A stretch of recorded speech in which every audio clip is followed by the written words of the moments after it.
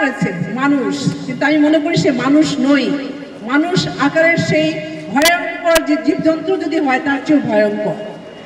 আমরা নিন্দা জানাচ্ছি, প্রতিবাদ করছি যে অতি শীঘ্রই যেন তাকে ধরে আপনার দৃষ্টান্তমূলক শাস্তি দেওয়া হয়। শুধু দৃষ্টান্তমূলক শাস্তি নয়, তার ফাঁসি দাবি করছি।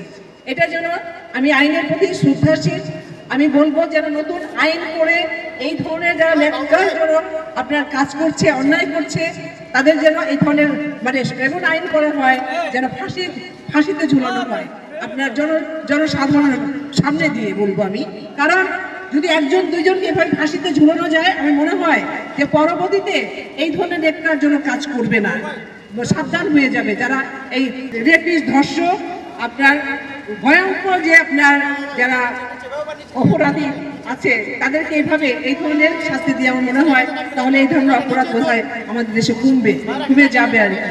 আমি আশা করব, আমি আইনের প্রতি শ্রদ্ধাশীল, আমি আশা করব যেন নতুন আইন করে এই ধরনের ধর্ষকদের, এই ধরনের অপরাধী যারা করে তাদের জন্য অতি শীঘ্রই তাদের আইনের আওতায় আনে, আর যেন তাদের জন্য আপনার ফাঁসির মঞ্চ তৈরি করে ফাঁসি দেওয়া হয়। এটা আমি বলবো।